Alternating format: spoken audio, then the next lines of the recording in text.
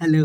तो कैसे हैं आप लोग? तो मैं आपका भाई यो रामलाल आ गया सेकंड लास्ट लेक्चर में, जिसके बाद एक और क्लास होगी रोटेशनल मोशन की, और हमारा एक खतरनाक डरावना सा चैप्टर खत्म हो जाएगा जिसका नाम है रोटेशनल मोशन। इसमें नीट में से क्वेश्चन 3 टॉपिक्स आएंगे: moment of inertia, angular momentum, torque. Moment of inertia torque कर चुके हैं, एंगुलर मोमेंटम आज हम स्टार्ट करेंगे। एंगुलर मोमेंटम होता क्या है? जो मोमेंटम होता है उसी की तरह होता है एंगुलर मोमेंटम। फटाफट हम इसका करेंगे, क्या बोलते हैं, एंगुलर मोमेंटम की बाल की खाल निकालना स्टार्ट करते हैं भाई। एंगुलर मोमेंटम की डैश करके, क्या एंगुलर मोमेंटम मोमेंटम पता है क्या होता है? हाँ यार, मेरी पेन को क्या हो गया। मोमेंटम सबको पता होगा, P is equal to M V होता है। हाँ, और और क्या पता है मोमेंटम के बारे में? मोमेंटम जो होता है वो होता है force is equal to D P by D T. हाँ, और क्या पता है मोमेंटम के बारे में? काइनेटिक एनर्जी और मोमेंटम में रिलेशन पता है हमको, क्या होता है? काइनेटिक एनर्जी होती है पी स्क्वायर बाई 2m। और क्या पता है मोमेंटम के बारे में? बताओ बताओ, जितना जानकारी है सारी बता दो। और फिलहाल इतना काफ़ी है। अब इसी का हम लेंगे क्रोनोलॉजी। एंगुलर मोमेंटम को एल से डिनोट करते हैं। मास जो होता है वो रोटेशनल मास होता है, वेलोसिटी होती है वो एंगुलर वेलोसिटी होती है रोटेशनल मोशन में। फोर्स का काम करता है टॉर्क, और डीपी की जगह हो जाएगा डीएल और डीएल बाई डी। वैसे ही काइनेटिक एनर्जी होगी रोटेशन वाली, वो क्या होगी? वो होगी पी स्क्वायर की जगह L square divided by 2m की जगह 2i। तो क्या आपको क्रोनोलॉजी समझ में आई? सिमिलैरिटी लीनियर और एंगुलर टर्म्स में। अब एक और चीज़ करेंगे, एंगुलर मोमेंटम के 4-5 चीज़ें करेंगे। तीन चीज़ें क्या क्या? एंगुलर मोमेंटम एल, एक फार्मूला आपको मिल गया, आई ओमेगा। मिल गया कि नहीं मिल गया? मिल गया। दूसरा चीज़, एंगुलर मोमेंटम जो होता है वो डिक्टो टॉर्क की तरह होता है, मतलब रेडियस वेक्टर और लीनियर मोमेंटम का प्रोडक्ट होता है, क्रॉस प्रोडक्ट। जब क्रॉस प्रोडक्ट को खोलते हैं तो बच्चे बच्चे को पता है क्या आता है? Sine theta. कैसे? क्रॉस है तो कॉस नहीं आएगा, कॉस नहीं आएगा तो भाई कौन आएगा? साइन। ठीक, तो L is equal to R P cos theta. और इसको एक टर्म में लिख सकते हैं, आर वेक्टर परपेंडिकुलर वाला लेंगे और P वेक्टर परपेंडिकुलर वाला लेंगे। अगर दोनों में कोई किसी एक एक्सिस में होगा x या y तो उसको नहीं छेड़ेंगे, जो दोनों के बीच में उंगली करता हुआ होगा उसको हम तोड़ के परपेंडिकुलर वाला ले लेंगे। क्यों? क्योंकि क्रॉस प्रोडक्ट को ऐसे मजा आता है। ऐसे मजा का क्या मतलब है? उसको लेट लेट के डॉट डॉट प्रोडक्ट को दोनों लेटे रहते हैं तब मजा आता है, क्रॉस को जब दोनों एक खड़ा एक लेटा रहता है तब मजा आता है। तो इतनी चीज़ें कर लिए, और क्या कर सकते हैं इसमें? और तो नहीं कुछ कर सकते। करते हैं हम आगे अब चीज़ें, जैसे जैसे जरूरत होगी बताते रहेंगे चीज़ें। स्टार्ट करेंगे। हमको क्या बताना है? हमको एंगुलर मोमेंटम बताना है। ओरिजिन के अबाउट इंक्रीज हो रहा है, कांस्टेंट है, डिक्रीज हो रहा है। तो जब ये ओरिजिन के अबाउट बोल दिया तो हम यहाँ से देखेंगे, ये यहाँ पर है, तो एंगुलर मोमेंटम होता क्या है? R perpendicular, P perpendicular. तो क्या ये x में जा रहा है? हाँ। क्या ये वेक्टर इसके परपेंडिकुलर है? हाँ। तो सिंपली यार, दोनों परपेंडिकुलर हैं तो इस पॉइंट पर आर पी ही होगा, क्योंकि ऑलरेडी दोनों परपेंडिकुलर हैं तो एल जो होगा वो आर पी होगा। आते हैं अब इस पॉइंट पर।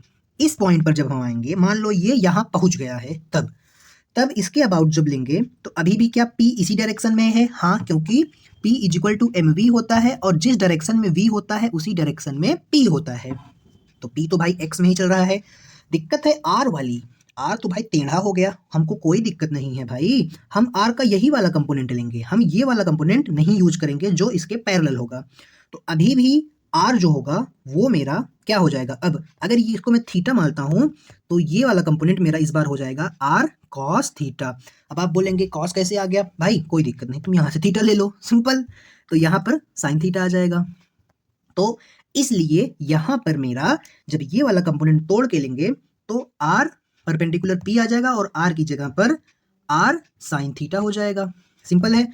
तो एक बात बताओ, क्या जब हम यहाँ पर जाएंगे तब मेरा R साइन थीटा किसके बराबर होगा? R के बराबर ही होगा भाई। तो इस पॉइंट की वजह से जो एंगुलर मोमेंटम होगा वो तब भी आर पी ही होगा, कुछ अलग नहीं होगा।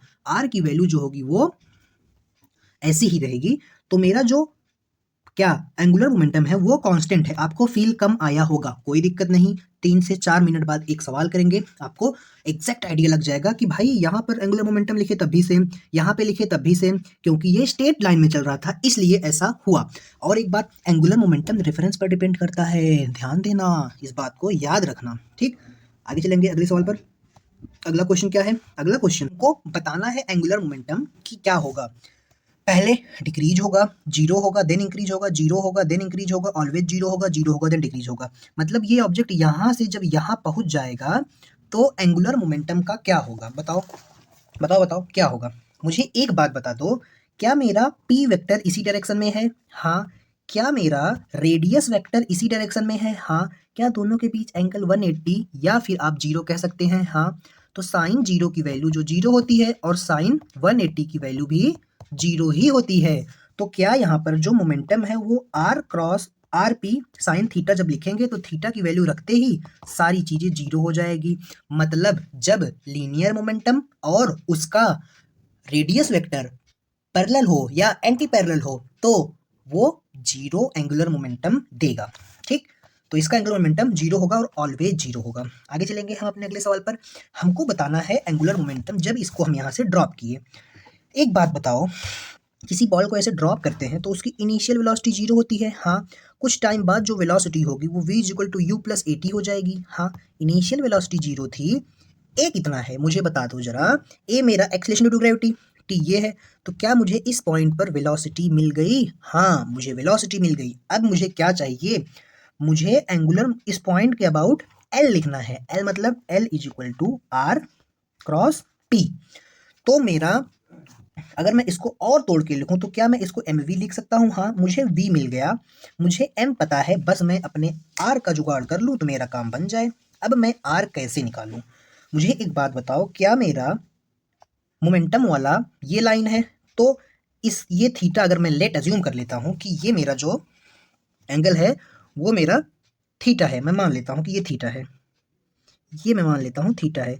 तो क्या ये मेरा हो जाएगा? अगर ये आर है तो ये मेरा आर कॉस थीटा, ये आर साइन थीटा हो जाएगा। तो मुझे एक बात बताओ, ये वाली लेंथ मेरे काम की है या ये वाली? भाई ये वाली मेरी लेंथ किसी काम की नहीं है क्योंकि ये लीनियर मोमेंटम के पैरेलल है, ये हमारे काम की है। तो हम यहाँ पर आर की जगह पर लिख सकते हैं R sine theta into M into V, और वी की जगह पर इसको लिख सकते हैं। तो क्या हम यहाँ पर लिख दें M R G T sine theta, R sine theta, R एक सेकंड यहाँ पर आर हटा दो, यहाँ पर लिख सकते हैं क्या हो गया ये आर साइन थीटा। और आर साइन थीटा की वैल्यू कितनी होगी? ये वाला कंपोनेंट पूरा कितना है? X naught. तो M G T X naught is equal to angular momentum. अब आगे चलेंगे अगले सवाल पर। अब देखो मुझे एंगुलर मोमेंटम बताना है। एंगुलर मोमेंटम इज परपेंडिकुलर, वो परपेंडिकुलर है किसके? मुझे आर दिया है, मुझे पी दिया है। एंगुलर मोमेंटम होता है R cross P, P cross R मत कर देना। तो निकाल लेते हैं भाई डब्बा बना के। क्रॉस प्रोडक्ट को निकालना सीखे ही होंगे आप वेक्टर में। आई माइनस जे के होता है। सर ने एक दूसरा मेथड बताया, सर माइनस जे नहीं लगाते, उल्टा पुल्टा कर देते हैं। तो मैं सोचता हूँ यार आज तक जो पढ़ते आए हैं वही करते हैं। आर कितना है? एक, दो, माइनस एक। टी कितना है? तीन, चार, माइनस दो। तो जब हम आई लिखते हैं तो इसको हाइड कर देते हैं, तो हम आई लिखते हैं दो दूनी चार माइनस चार, चार एक कम चार माइनस, बट माइनस ऑलरेडी है तो ये प्लस हो जाएगा। अब माइनस जे, यहाँ पर हम कन्वेंशनली जे को माइनस लेते हैं। सर क्या करते हैं इसके बाद इसको हाइड करते हैं और यहाँ से मल्टीप्लाई स्टार्ट करते हैं, बट मैं कन्वेंशनल मेथड फॉलो करूंगा जो किया जाता है। पिछले साल सर ने ये मेथड नहीं बताया था इसीलिए। अब टू वन जा टू, थ्री वन जा माइनस थ्री, बट पहले से माइनस था तो यहाँ पर हम थ्री लिख देंगे। ये मेरा जे आ गया। अब प्लस के, प्लस के, प्लस के में क्या आएगा? इसको हाइड करेंगे और इसका क्रॉस मल्टीप्लाई। तो फोर वन जा फोर, तीन दूना छः, माइनस छः। तो क्या ये कट के जीरो आ जाएगा और ये माइनस माइनस पाँच जे प्लस चार में से छः जाएगा तो कितना बचेगा? माइनस दो के। तो क्या मेरा आंसर जे और के टर्म्स में आया? तो जे क्या है? जे मेरा वाई डायरेक्शन बताता है, के मेरा जेड डायरेक्शन बताता है। क्या मेरा एक्स वाई और जेड, एक्स वाई जेड या आई जे के तीनों एक दूसरे के परपेंडिकुलर होते हैं? हाँ। तो क्या मेरा एंगुलर मोमेंटम जो आया वो जे और के टर्म्स में आया, तो क्या ये दोनों इसके परपेंडिकुलर ही होंगे? तो मेरा जो एंगुलर मोमेंटम है वो परपेंडिकुलर होगा एक्स एक्सेस के, मतलब आई के। ठीक, आगे चलेंगे अपने अगले सवाल पर। अगला सवाल है, देखो अच्छा सवाल है, मुझे इसमें बताना है एंगुलर मोमेंटम ए के अबाउट। तो जब हम ए के अबाउट एंगुलर मोमेंटम लिखेंगे तो मुझे एक बात बताओ, कहाँ से ए के अबाउट? मतलब यहीं से लिखेंगे, यहाँ से। एक सेकेंड मेरी पेन नहीं, तो यहाँ से वेलोसिटी इधर है, हाँ वेलोसिटी तो इधर है, मतलब मेरा p इधर ही होगा, p तो इधर ही होगा। और दूसरी चीज़ मेरा r भी इधर ही है, तो क्या r और p के बीच क्या हो गया, 0 डिग्री या 180 डिग्री कह सकते हैं। हाँ, तो इसीलिए मेरा r क्रॉस p साइन 180 हो जाएगा और वो 0 आ जाएगा। अब चलते हैं हम किस पे, b पे। चलते हैं हम बी पॉइंट पे। आ गए भाई बी पॉइंट पे। बी पॉइंट कहाँ है, ओरिजिन पर है। अब यहाँ से देखो, यहाँ से ये मेरा रेडियस वेक्टर है और मेरा मोमेंटम इस डायरेक्शन में है, तो क्या पी की डायरेक्शन फिक्स है, इसको नहीं छेड़ना। आर की डायरेक्शन टेढ़ी है, तो इसका ये जो कंपोनेंट होगा वो इस साइड होगा। तो क्या हम इसका ये कंपोनेंट लें या ये कंपोनेंट, भाई इसके पैरेलल है ये हमारे काम का नहीं, हमारे काम का परपेंडिकुलर वाला कंपोनेंट होता है। जैसे आर क्रॉस पी में परपेंडिकुलर वाला कंपोनेंट ही हमारे काम का होता है, वैसे ही आर क्रॉस एफ में, सॉरी, वैसे ही आर क्रॉस पी में हमारे काम का परपेंडिकुलर वाला कंपोनेंट ही होता है। तो परपेंडिकुलर वाला कंपोनेंट कितना है, बी है। तो सिंपली यहाँ पर हम लिख देंगे बी इंटू पी, लेकिन यहाँ पर पी क्या है, एम वी, तो सिंपली बी एम वी आ गया मेरा आंसर। अब आगे क्या करेंगे, एम वी नॉट है यार, ठीक है। अब इस पॉइंट पर आते हैं, सी पॉइंट पर। जब हम सी पॉइंट पर आएंगे तो इस पॉइंट से मुझे एक बात बताओ, क्या अभी भी ये पी इसी डायरेक्शन में है, हाँ। और ये मैं अगर इससे मिला दूं तो इसका परपेंडिकुलर कंपोनेंट अभी भी कितना है, इसका परपेंडिकुलर कंपोनेंट अभी भी बी ही है। मतलब मैं यहाँ पर लिख सकता हूँ एम वी आर परपेंडिकुलर और ये अभी भी बी ही है। तो क्या एम वी नॉट बी मेरा आ गया क्या, एंगुलर मोमेंटम। तो आपने एक चीज़ देखी क्या, मैं चाहे इस पॉइंट से एंगुलर मोमेंटम देखा चाहे इस पॉइंट से, दोनों पॉइंट से सेम आई। क्यों, क्योंकि इसका सवाल का जवाब पहले सवाल में था। जब लीनियरली कोई बॉडी जा रही है, दो पॉइंट से देखने पर उसका एंगुलर मोमेंटम ओरिजिन के अबाउट सेम आता है। आगे चलेंगे अगले सवाल पर। अगला सवाल क्या है भाई, अगला सवाल है ये कि पॉइंट है साला, ये ऐसे भाग रहा है, इधर से भाग रहा है, ऐसे ऐसे ऐसे ऐसे। तो मुझे इसका एंगुलर मोमेंटम बताना है, कैसे बताएंगे बताओ। Particle is moving on straight line, then find angular momentum. Edit कर देते हैं, एक सेकंड बस रुक जाइए आप। तो मैंने एडिट कर दिया जितना जरूरी था। मुझे एंगुलर मोमेंटम बताना है पॉइंट ए और बी के अबाउट, जब ये बॉडी यहाँ से वहाँ जा रही है। तो हम एक काम करें, कौन सा काम, एक काम करें, कौन सा काम, हम एक काम करके पहले एंगल निकाल लेंगे। ये वाला एंगल निकाल लेते हैं। एंगल का क्या काम है, एंगल का काम ये है कि जब हम इसके अबाउट एंगुलर मोमेंटम लिखेंगे तो आर परपेंडिकुलर और पी परपेंडिकुलर होगा। तो क्या मेरा आर इस डायरेक्शन में है, हाँ, और मेरा पी इस डायरेक्शन वाला लेंगे, इसीलिए हम ऐसा कर रहे हैं, वरना नहीं करते। तो पी परपेंडिकुलर जब इस डायरेक्शन में लेंगे तो क्या ये वी कॉस थीटा हो जाए, सॉरी वी साइन थीटा हो जाएगा, हाँ वी साइन थीटा हो जाएगा। तो थीटा की तो वैल्यू नहीं पता तो मज़ा नहीं आएगा, निकाल लेते हैं। ये 3 है, ये 4 है, तो क्या टेन थीटा हो जाएगा परपेंडिकुलर अपॉन बेस। तो 10/4/3 किसकी वैल्यू होती है, जब एंगल 53 होता है। तो मुझे एंगल तो मिल गया कितना, 53। तो साइन 53 की वैल्यू क्या हो जाएगी, अपोजिट अपॉन हाइपोटेनियस। तो 4/5 जो है वो साइन 53 की वैल्यू। कैसे किया, ये अगर 53 है तो ये 4 होगा, ये 5 तो होता ही है भाई सबसे बड़ा, ये 3, अपोजिट अपॉन हाइपोटेनियस। अब हम करते हैं एल के अबाउट मोमेंटम लिखते हैं।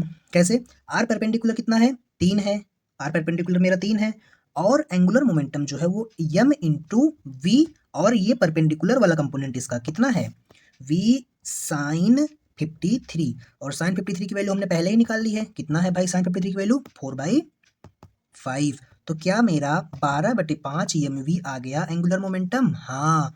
अब हम एक काम करेंगे, अब हम बी के अबाउट निकालेंगे मोमेंटम, एंगुलर मोमेंटम। जब हम इसके अबाउट निकालेंगे तो क्या ये इस साइड जा रहा है, हाँ। क्या मेरा रेडियस वेक्टर ये है, हाँ। तो अगर ये 53 है तो क्या मेरा ये भी 53 होगा, हाँ। तो ये वाला जो कंपोनेंट है वो परपेंडिकुलर कंपोनेंट है वेलोसिटी का। इस बार ये मेरा अगर रेडियस वेक्टर है तो इस बार ये वाला मेरा परपेंडिकुलर कंपोनेंट, तो क्या ये हो जाएगा वी थीटा की तरफ है, तो वी कॉस 53 हो जाएगा। हो गया भाई। अब मैं इसके अबाउट जब एंगुलर मोमेंटम लिखूंगा एल अबाउट बी, तो आर परपेंडिकुलर इंटू क्या, पी परपेंडिकुलर। अरे भाई पी तो एक लाइन में है ना, वो तो ऑलरेडी इसके परपेंडिकुलर ही है। तो इस बार आर की वैल्यू 4 है, P M into V cos 53। तो 4 into M into V cos 53 की वैल्यू 3/5 होती है। तो एक चीज़ आपने देखा, 4×3 = 12 mv/5। साला दोनों पॉइंट के अबाउट जब ये एक स्ट्रेट लाइन में चल रहा है तभी ऐसा होता है कि किसी भी पॉइंट से हम निकालते हैं तो एंगुलर मोमेंटम तो सेम ही आता है। ये देखो 12 mv/5, 12 mv/5। तो ये एक जादू है, जब बॉडी स्ट्रेट लाइन में चलती है ऐसा जादू तभी होता है। अब हम करेंगे अपना अगला सवाल। क्या है भाई अगला क्वेश्चन? अगला क्वेश्चन एक पार्टिकल है जिसका मास m है, सर्कुलर पाथ पे चल रहा है, तो उसकी एंगुलर मोमेंटम l है, तो सेंटीपिटल फोर्स बताओ। सेंटीपिटल फोर्स होती क्या है? mv²/r होती है। एंगुलर मोमेंटम क्या होती है? एंगुलर मोमेंटम होती है आई ओमेगा, और यहाँ से अगर हम इसको ओमेगा को क्या करें, ओमेगा मतलब एंगुलर वेलोसिटी भाई, एंगुलर वेलोसिटी को हम v=r ओमेगा लिखते हैं। v=r ओमेगा लिखते हैं। तो जब मैं इसको एक काम करूंगा, क्या आई को mr² लिख दो, mr², और v=r एंगुलर वेलोसिटी होता है, तो एंगुलर वेलोसिटी क्या हो जाएगा? r/v। हाँ हाँ ठीक है। तो मेरा एक सेकेंड यार, एक सेकेंड जस्ट वेट, v=r/v। तो अगर मैं इसको रिप्लेस करूं तो v/r से रिप्लेस होगा भाई, यहाँ पर v होगा, यहाँ पर r होगा, तो एक r से एक r कैंसिल हो जाएगा, तो l बराबर क्या बचेगा? m/r/v। तो ये एक और फॉर्मूला होता है एंगुलर मोमेंटम का, आप इसको रट सकते हैं। तो यहाँ से मेरी v की जो वैल्यू है वो क्या हो जाएगी? l/mr। तो यही v की वैल्यू इसमें हम पुट कर देंगे, और ये m/r मल्टीप्लाई बाई l²/m²/r² हो जाएगी।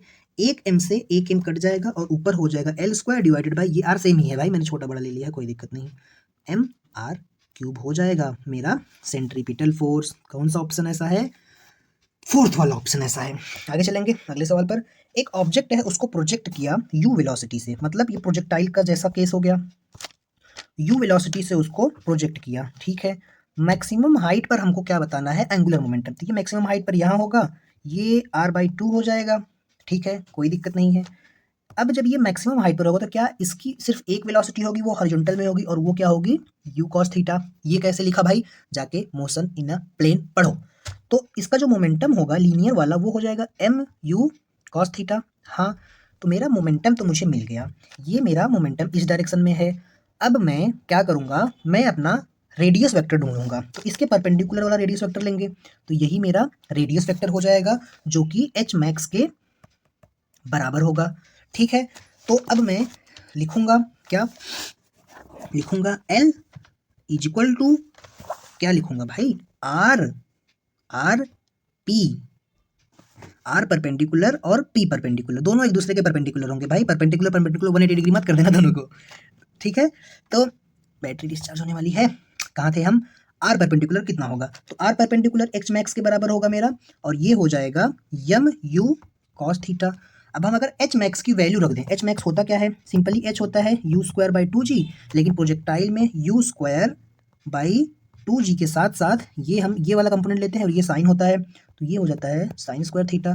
h की जगह पर हम इसको पुट कर देते हैं, तो u² sin² theta divided by 2g multiply by mu cos theta. तो क्या ये mu का क्यूब cos थीटा, mu का cube cos theta into sin² theta divided by 2g हो गया? हाँ, ये क्या आ गया मेरा? ये मेरा एंगुलर मोमेंटम आ गया। अगला सवाल करेंगे, इसके जैसा ही सिमिलर है, बस थोड़ा सा फर्क है। इसमें मुझे एंगुलर मोमेंटम ओरिजिन के अबाउट पूछ रहा है, जब ये कोलाइड हो रहा है। तो जब कोलाइड होगा तो क्या होगा?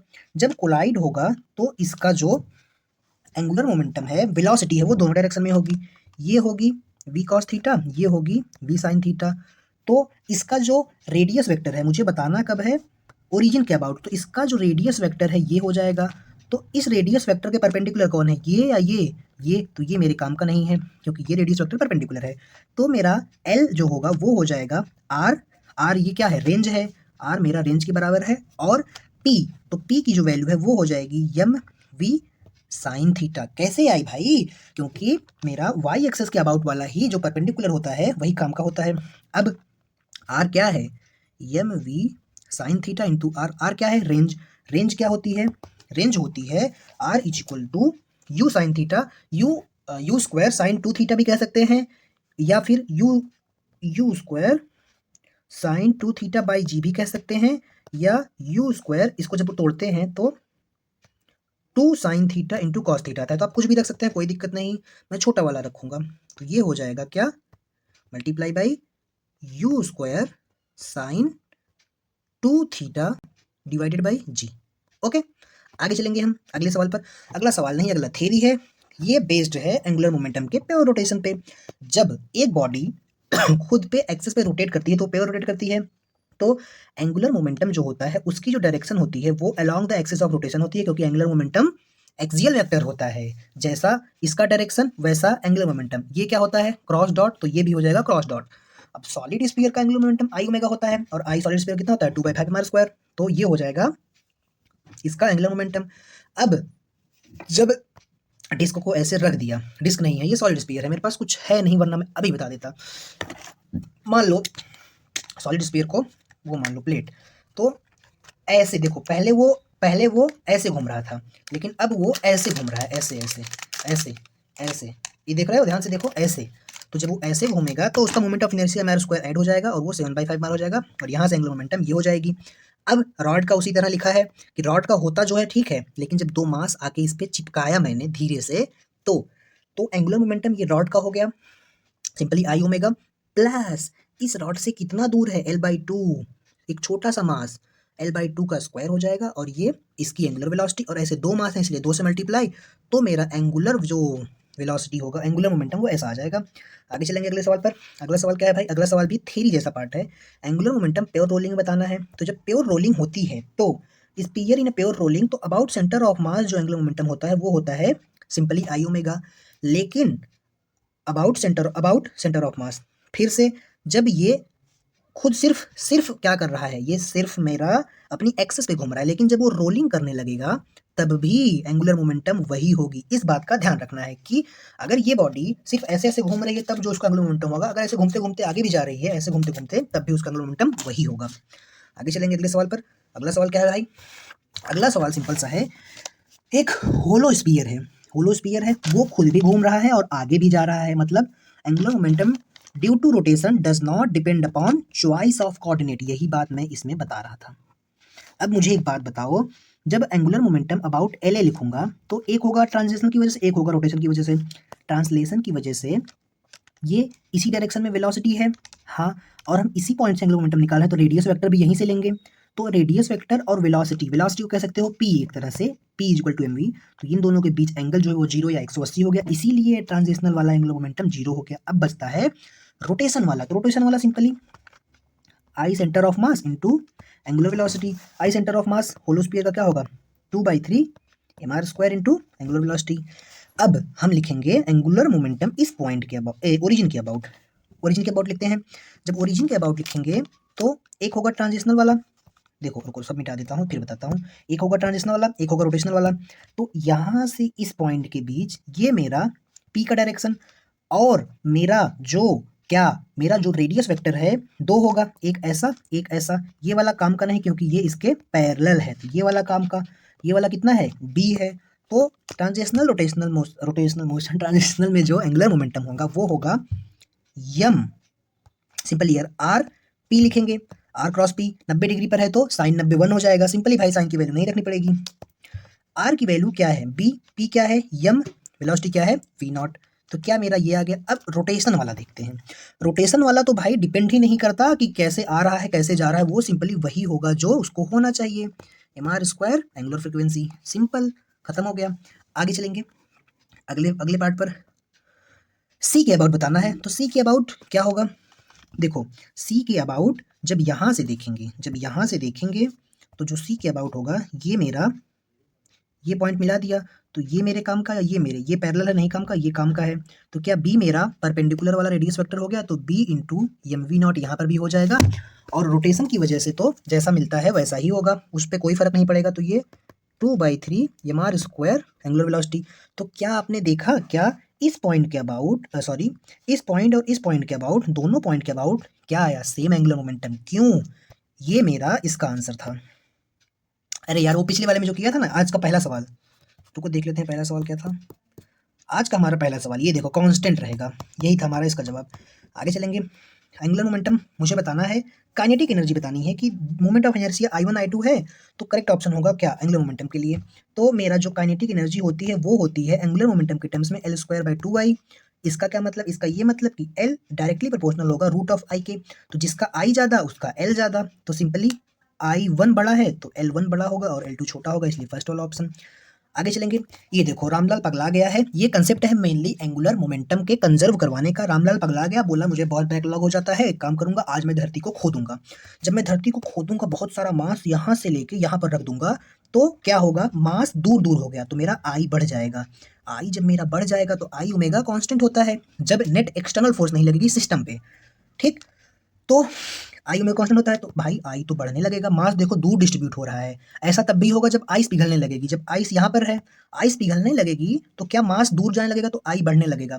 मान लो ऐसा कभी आता है कि सारी आइस पिघल जाती है, जब सारी आइस पिघल जाएगी तो मोमेंट ऑफ इनर्शिया बढ़ जाएगा, और मोमेंट ऑफ इनर्शिया जब बढ़ेगा तो एंगुलर मोमेंटम को कंजर्व कराने के लिए एंगुलर वेलोसिटी को घटना पड़ेगा। और टाइम पीरियड क्या होता है, 2 पाई बाई ओमेगा। अगर एंगुलर वेलोसिटी घटी तो टाइम पीरियड बढ़ा, तो दिन जो है वो 24 घंटे की बजाय 36 घंटे का होने लगेगा। मजा आ जाएगा ना साला, अब कैसे नहीं बैकलॉग पूरा होगा, 30 घंटा पढ़ेंगे। यही इसका कंसेप्ट था, यही सीखना था कि आई बढ़ जाएगा तो एंगुलर वेलोसिटी कम हो जाएगा। अगर सारी आइस पिघल गई तब भी यही सीन होगा, तो धीरे धीरे आइस पिघल ही रही है तो टाइम 24 घंटे के बजाय माइन्यूट माइन्यूट माइन्यूट माइन्यूट बढ़ते जा रहा है। मिलते हैं लास्ट क्लास में अब हम, तब तक के लिए ओके बाय।